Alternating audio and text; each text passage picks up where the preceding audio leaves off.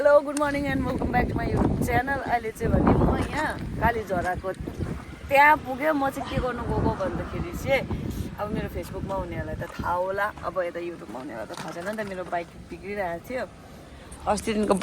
Bike बिग्रेर चाहिँ अस्ति यहाँ कालिम्पोङको सोरुममा भएन हो। कालिम्पोङको सोरुममा चाहिँ डल्लै फेर्नु पर्ने भन्यो, त्यही भएर चाहिँ सिलगढीमा चाहिँ हुन्छ अरे नि त। त्यही भएर अहिले चाहिँ मैले सिलगढी बाइक बनाउनु गएको। अहिले चाहिँ भने यहाँ कालीझराको यो बाटो यहाँ पुगेँ। यहाँ चाहिँ दिदी छ, दिदीको पनि आज सिलाइ के हो आज चाहिँ दिदीको पनि सानो अब अपरेसनको सिलाइ खोल्छ अरे नि त होइन। आज कति दिन भयो? 10 days भइसक्यो। सो एकछिन चाहिँ यहाँ आएर हामी बिसाइरहेको छौँ नि त। यहाँ रमिता हेर्दै भन् से हेलो सबै सिकाउनुपर्छ क्या। मैले क्यामेरा ल्याउनु साथै यता यसरी घुमाउनु साथै हेलो कि हाई भन्ने हो नि त। त्यति साह्रो पनि नगर न दिदी। म जस्तो हरेस लाग्नु बसिरहेको छु कि बाइक कुदाएको त म यहाँ आएर थाकिसकेँ। अब मलाई कसरी घर ल्याउनु।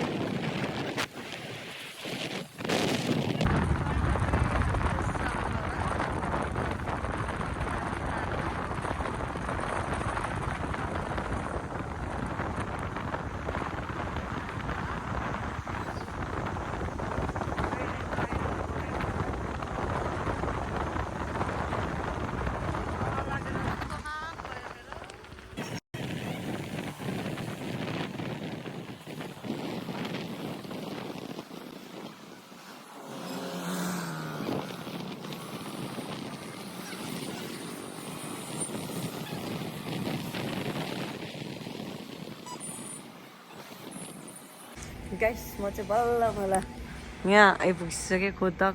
सोद्धा हिरो चाहिँ बल्ल यहाँ हिरो लेखेकोमा आइपुगिसक्यो नि। 2 जना छिट्टै आइपुगेछ।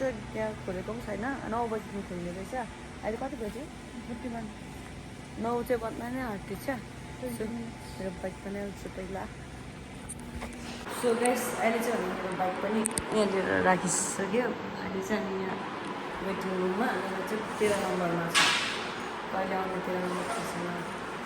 अल्छी लाग्यो मलाई हल्का। फ्रेस भए पनि त हो कालिम्पोङमा फ्रेस भएर पनि यहाँ आएर चाहिँ हल्काउनु पऱ्यो नि त।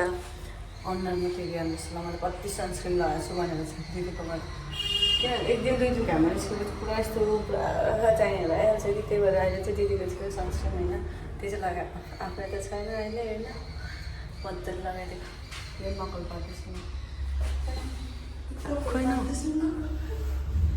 अरे आज त म पो सेतो देख्दैछु त भन्दा सनस्क्रिन लगाएर चाहिँ।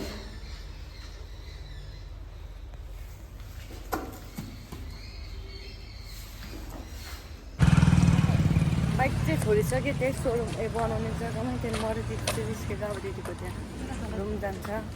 दिदीको त्यो स्टिच खोल्नु जानु पऱ्यो होला।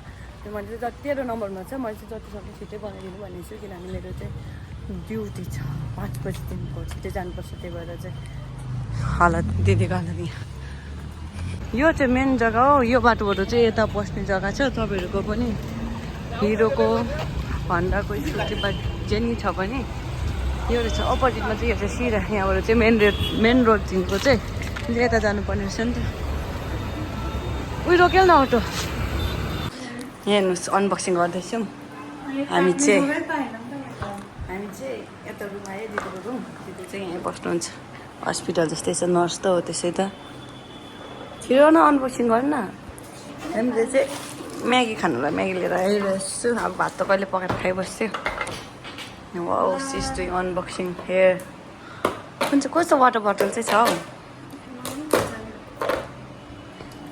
म गर्छु म गर्छु। यता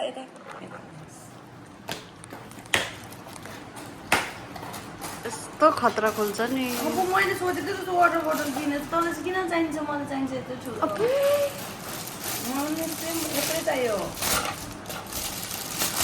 यत्रै चाहियो मलाई पनि मलाई पनि यस्तै किनिदिए कतिको भन्दा कतिको 240 को अब मलाई पनि किनिदिए यस्तै मैले लिएर जान्छु त अर्को मङ्गला गयो घरतिर जान्छु मलाई यसो चाहिँ याद भनेको जस गाइस म चाहिँ बाहिर बसिरहेको छु भिडियो चाहिँ अब भिडियोहरू फोटो खिच्नु पाउँदैन नि त मेरो बाइक चाहिँ बनाउँदैछु म चाहिँ अघि तल गएको थिएँ दिदीसित दिदीको पनि अहिले चाहिँ स्टिचको सकिसक्यो ऊ पनि यहाँ आउँदैछ अब बाइक पनि अलमोस्ट बनाइसक्न आँटिसक्यो त्यो गरम रहेछ कि गरम भएर म नातिनी दिमाग काटिसक्यो क्या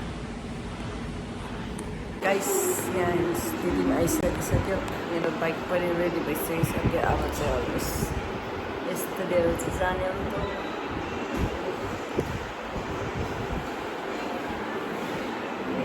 हेर्न बाइक चाहिँ यस्तो सफा भएछ कि गाइस अब हामी चाहिँ निस्केको होइन बिल पनि तिरेर होइन यस्तो महँगो सबै खेल्नु पऱ्यो कि दिमाग खराब भयो क्या